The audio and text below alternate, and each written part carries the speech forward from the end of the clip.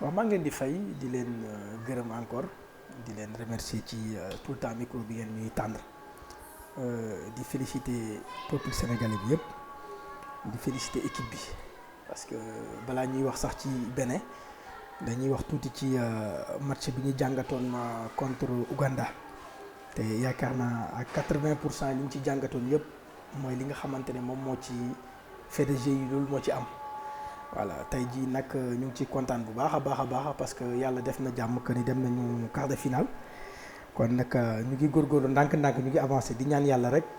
avancement boobu noonu mu nekk lii jëm ba victoire finale bi incha allah. voilà ci biir loolu tamit di wax que ni Sénégal def na match bu rëy contre Ouganda surtout premier mi-temps Sénégal bi bu ngeen bàyyi xel yaakaar naa. moom ci période Aliou Cissé sax ba mu yore équipe bi yaakaar naa premier mi-temps boobu noonu mooy premier mi-temps bi gën a baax ci premier mi-temps et yaakaar naa tey jii nii bu fekkee ni que am na ay match de référence wala am na ay période de référence yu mu war a jël war na sukkandiku bu baax a baax ci premier mi-temps boobu mu def mais bu ngeen bàyyi xel ba léegi les mêmes erreurs ñooy répété wu deuxième mi-temps bi ñëw nañu mais on n'a pas pu faire le même match parce que ñi changé nañ tactique et ñun changé wuñu pour jéem leen contrer encore yooyu muy nekkat encore toujours ci défaillance su entraîneur bi li ñuy faral di wax rek mais sinon quand même dans l'ensemble c'était très bien et puis yàlla def na jàmm quand même gagné nañu avec le strict minimum bi nekkoon 1-0 mais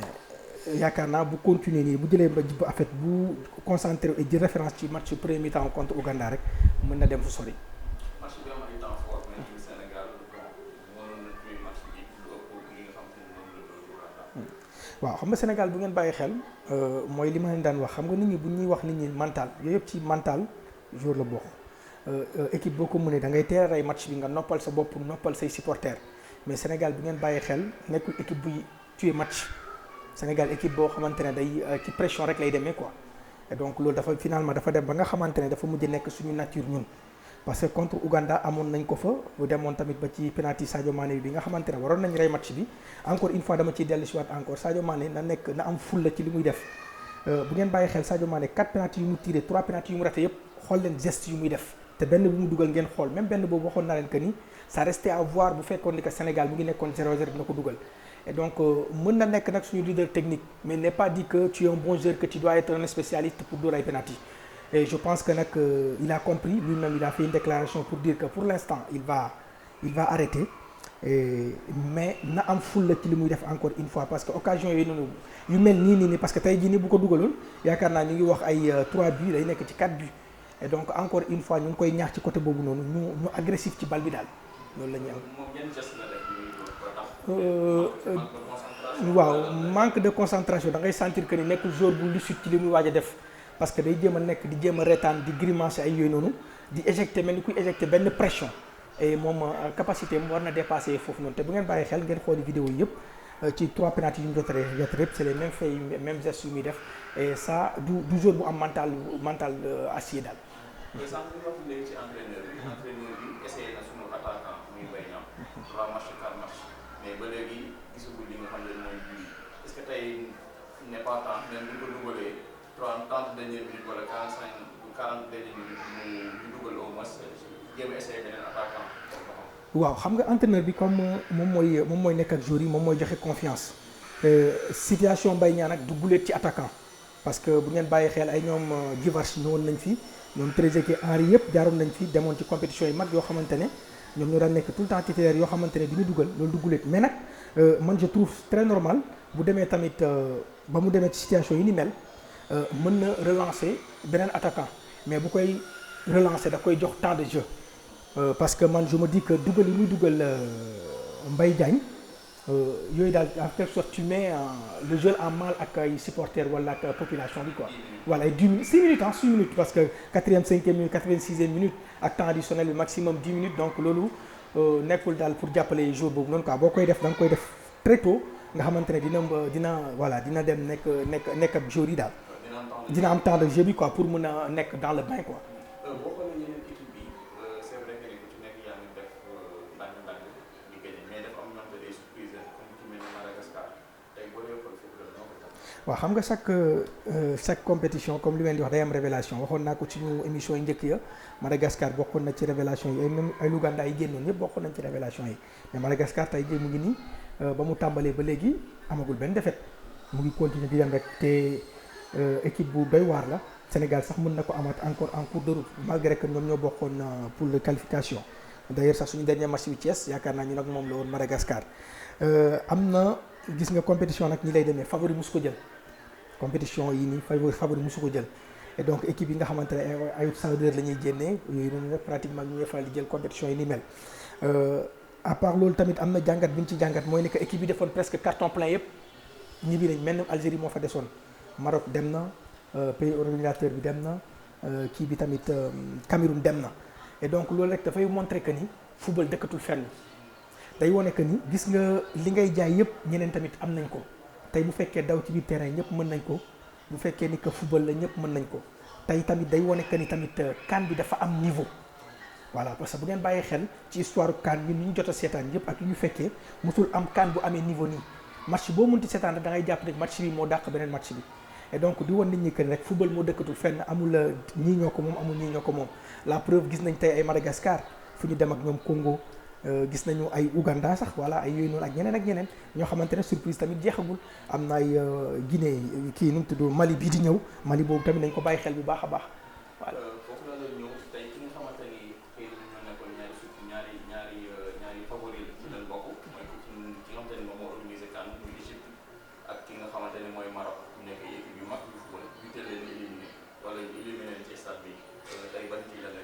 waaw man loolu jàngat bi may jox damay ne sénégalais bu ñu góorgóorloo tuuti rek mën nañu am trophée bu ñu góorgóorloo tuuti mën nañu am trophée lu tax loolu noonu parce que tey boo xoolee ci tour équipe bi gën a mag bi nga xamante dafa des Sénégal wala bokk ak moom yoon bi nga xamante ne leer na tey xëy na Algérie la te final lay doon kon donc tey Sénégal bu góorgóorloo ñi nga xamante ñëpp waxoon nañ leen favori xëy na tey jii ñu wàcc nañ mais Sénégal bu ñu góorgóorloo tuuti defaat jom ak fulla am détermination je pense que ni Sénégal mën na nekk la bonne quoi. match bi nii tactiquement nan lañ ko war a mën a jouer parce que tamit match bu yomb beneen tamit waaw est-ce que ni ñu tëddee équipe yu mag yu bari. waaw xam nga Sénégal ak Bénin dañoo yàgg am une histoire mais dafa nekk ñaari équipe yoo xamante ne soit ay compétition du leen boole wala ay tirage du leen boole parce que Sénégal ak Bénin seen premier match bi mu ngi nekk en 1982. 82 la ñu football après 82 footballaatuñu ba l'an 2000 l'an 2000 ñoo bokkoon ak ñoom phase éliminatoire ba ñu jógee 2000 2007 2008 la ñu footballaat ak ñoom donc beneen nekkul équipe boo xamante ne dañuy football ak ñoom li ñuy tase ak ñoom dafa bëri mais malgré loolu noonu yëpp football nañu 4 fois te dóor nañ ko ci biir 4 fois yi suñu 5e confrontation la ñu ñoo def mais ci biir 4 fois yi tam bu ñu fàtte ni que dóor nañ ko 3 fois ñu match nul moom benn yoon et nombre de buts ñu dugal ay 1-0 la 2-1 te ñu ngi ko dóor yëpp. et donc Bénin boobu noonu tamit Bénin bi ñu gis ni tey jii nii mu nekk Bénin boo xamante ne nañ ci bàyyi xel ci ñaari at ci ginnaaw mu nekk équipe boo xamante ne ñu ngi koy defar ñu dem waxtaan ak seen binationaux yëpp ba ñëpp ñëw équipe bi am base am solidité tey Sénégal bu naree entamé match bi ak Bénin ni mu ko war a entamé mooy ni mu def contre Ouganda Sénégal maa ngi leen ko daan wax nañu attaqué match bi contre Ouganda bàyyi laaf yi ñu yéeg ñuy dem ak contre parce que am nañ flèche yi gaaw ci kanam bu ko defee contre Bénin dinañu mën a am chance ci kaw Bénin te bu ngeen bàyyi xel Bénin équipe bu baax la bu fekkee ni que loo ko munti teg ci coono da ko attan parce que ñoom ils sont préparés à ça xam nañ ni que ni ils n'ont pas une équipe qui est extraordinaire mais xam nañ ni que ni seen physique ak seen détermination moo leen ci mën génnee moo tax loolu lañ jël def ko comme base donc tey boo bàyyi xel Sénégal nan la war a footballer match bi mooy ni que même équipe bi mën nañ ko indiwaat référé woon encore suñu premier mi-temps contre Ouganda loolu la ñu war a jël def ko référence Sadio Mané wala keneen ak keneen kuy football ci aile yi ñu libéré nga xamante ne dañuy gonfler suñu milieu terrain parce que Bénin fayam mu ngi nekk ci milieu terrain ñoom Stéphane Sessé ñoo fa nekk ak le numéro 8 bi créé woon keroog kii bi parce que ñoom système bu ñuy footballee bu ñuy attaqué dañuy def 4-3-2-1 bu ñuy défendre nag da ngay bàyyi xel dañuy am 5 défenseurs yuy défendre parce que dañuy am benn défenseur boo xamante day fubal comme faux axe moom mooy le numéro 8 donc beneen pour percer seen défense yombul surtout pour jaaree ko ci laaf yi Sénégal soo bàyyi xel ay ballon yëpp ci laaf lay jaar mais tey jii nii mën nañu am système boo xamante ne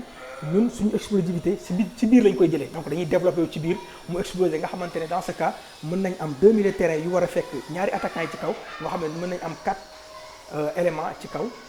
je pense que le Sénégal bu demee ci système boobu noonu rek def ak moom ndànk nag woon que ni xam ni nag mënu ko nekkul équipe bu mu mën donc équipe balaa nga koy mën da nga koy dóor encore une fois ñu agressif ci bal bi encore une fois ñu pare mentalement comme li may faral di wax rek mën nañ dem def benn faille première minute ñu encaissé bi encore une fois mais nañ xam ni coup de sifflet final ñu ñoo war a gagné. maanaam dem jëli bii boobu. waaw non dañ ko war a dem jëli parce que boo ko encaissé pour gagné tey xam nga tey jii ni calcul amatu fa dóor mu toog la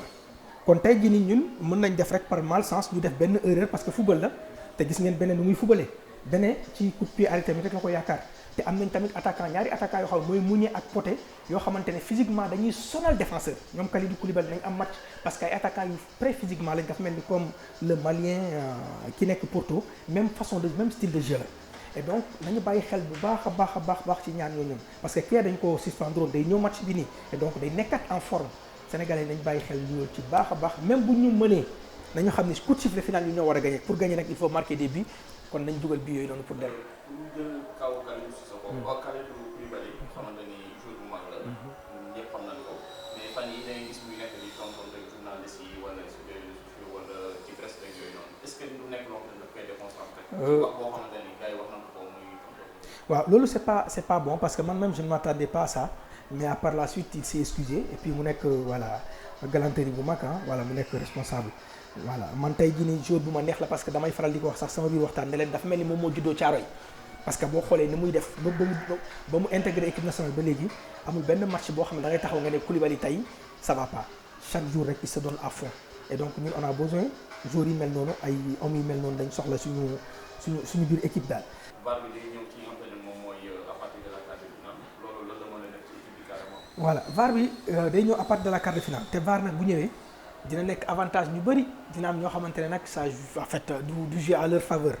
tey jii nag mooy lu ñuy wax parce que Koulibaly match contre Algérie am na geste bu mu defoon contre attaquant algérien bi bu ko defee VAR bi da koy génnee te dinañ ko rouge dans ce cas nag ñoom ñoo war a xam ni que ni nañu football ak lucidité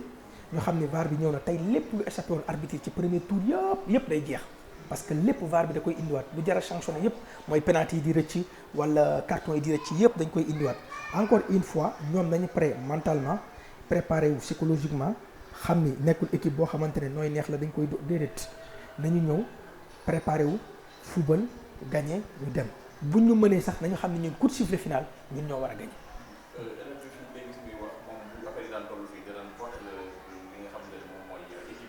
est-ce que tey tamit Sadio jotul tey à partir de la quart de finale mu porté équipe bi xam ne moom dafa am ñaari affaire yu koy xaar maanaam dañoo équipe bi ba pare ballon d'or africain bi tamit dafay xaar. waaw dañoo nekk ñaari joueurs yi différents sax parce que boo bàyyee xel Sadio Mané football am amul caay-caay Sadio Mané mën na football mais nekkul joueur freestyle nekkul joueur buy foo ci ballon mën na football mais nekkul joueur boo xamante ne am na mental El Hadj Diouf déedéet bokkuñu El Hadj Diouf dafa amoon fit Sadio Mané même boo xoolee même ci regardam sax nga bon qu'il m'excuse de toute façon mais nekkul ko am fit et loolu nag fit dafa baax ci joueur. waaw dafa timide il est trop timide et donc am na nag loolu c'est dû à beaucoup de choses c'est dû à beaucoup de choses parce que tamit boo bàyyi xel ci zone bi ñuy jógee bon timidité bi ak éducation yi ak yooyu noonu yëpp day jouer ci yooyu noonu dañ koy comprendre donc nag souvent dalay faral di topp ba ci biir yenn détails yi wute nag voilà ñoom El Hadj Diouf ñi nga xamante ne voilà c'est en terme vrai bad boy ñoo xamante ne franchement ñoom ay bandits la ñu woon quoi en quelque sorte bon vrai sens du terme quoi ci biir terrain. Donc duñu même style de football El Hadj Diouf moo ko dàqoon football te El Hadj Diouf tamit moo ko gënoon nekk leader parce que El Hadj Diouf yaakaar naa tamit doo wax tamit benn match boo xamante ne match Sénégal la bi ngay dégg ñuy critiquer El Hadj Diouf ba mu ci toll amul peut-être xanaa ci fin carrière et c'est très normal voilà mais ba mu ci toll moom amul benn match boo xamante ne di nga ko ci critiquer kon tey jii nii nag lu ñuy xaar ci Sadio Mané néew ñu ko mu mel ni comme El Hadj Diouf on dit pas parce que duñ leen méngale mais dañuy xaar encore plus de responsabilité ci moom ñu xaar encore mu won ni carrément que ni attente bi ñuy xaar ci moom dëgg am nañu en fait war nañ ko def ci moom quoi ñu bañ a juum ci moom. voilà parce que loolu mooy question bi sax mais tey xam nga day laaj internationaux yi mooy seen mag yi nga xam ne dinañ fi jaar def fi dara ñu jege leen ñu si ñoom ñaar ñoom ñu ngi waxtaan mais ñu xaw a rey fi ñoom porte équipe bi quoi parce que El Hadj Diouf bu fi daan toll dañuy gis dañ daan porte équipe bi wala Kalidou Fadiga wala dañ daan porte équipe bi tey nag comme moom leader la dafa war a gën a tamit porte équipe bi foofu. waaw yaakaar naa leadership boobu noonu sax bon moom war na ko gën a mën incarner te am na sens pour incarner ko parce que tey jii nii Aliou Cissé quoi qu'on puisse dire leader la woon suñu biir équipe donc gagneur la woon bañkat la woon tey Aliou Cissé lépp lu mu munti am ci loolu du que ni c'était une personne wala un jour bu extraordinaire non mais bañkat la woon bëggoon lu mu daan def xam lu mu daan def moom moo taxoon tey jii nii ñooñu ñëpp war na ay Lamine Diatta ñu ngi ci staff bi ak yooyu noonu yëpp Tony Silva ñu ngi ci staff bi donc ñooñu ñëpp war nañ ko mën a gën a gonfler parce que dafa nekk jour boo xamante ne je pense que ni dañ ko war a gën a gonfler donc ci gonfler boobu nag peut-être mën na ko mun jàppale moom it mu jàppale ñu wane boppam parce que Sadio Mané li mu nekk def nii je pense que il n'a rien fait pour l'instant et il peut mieux faire et donc ñun loolu la ñuy xaar ci moom quoi et donc ñu ngi nekkaat encore ci match décisif yi nañu jàppale encore une fois les occasions on a qu'à les marquer on a qu'à marquer beaucoup de buts bu ñu waree rek match bi nañ ko yombal ci défenseur bi yombal ko ci militaire tuer dugal bi yëpp nga xamante ne équipe bi match bi day yomb ci ñoom. ci gàttal la ñuy tënk ak tamit sax yaa ngi doon wax ci compétition bi c'est vrai que ni yëkkatu na loolu tamit xëy na après nga jaaree waaw compétition bi nag dañ ciy kontaan parce que dañuy ñaan yàlla tamit sax façon yi nii mu gën a gaawaat ñëw parce que yóbbu nañu de 16 à 24 mu nekk loo xamante ne ñu ngi ko daan xaar mu nekk une grande première et puis mu ñëw am def lu rëy quoi parce que may na occasion yeneen équipe yi nga xamante ne ci détail lañ daan toggee ci éliminatoire yi ñu ñëw génn wane seen bopp encore une fois dinañ gisaat beneen kan bi ñëwaat dinañ gisaat yeneen équipe compétition bi tey niveau bi toll na fenn foo xamante ne car macha allah en fait niveau Afrique la yëkkati te loolu ñun yëpp suñu fierté la di ñaan nag sénégalais yi encore une fois ñu jàppale ñu parce que voilà on ne veut pas être l'éternel favori sans couronne vraiment on veut la couronne donc nag nañ ñu jàppale ñu am couronne bi et puis di ñaanal ñëpp di encourager joueurs yi encore une fois di waxaat rek encore suñu xalaat la ñuy wax il n'est pas dit que lu ñuy wax moom mooy li am mais lu ñu astut bi ñu xam rek la ñuy faral di teg di ko wax ba nga xamante ne nit ñi mën nañ ci am jàngat bi ñu ciy mën def voilà di remercier ñëpp di encourager équipe di ñaan yàlla mercredi voilà yàlla defal ñu jàmm ñu yóbbu ñu demi-finale et puis ñu waxaat encore ñu koy continuer nii rek ba bilan ba quoi incha allah.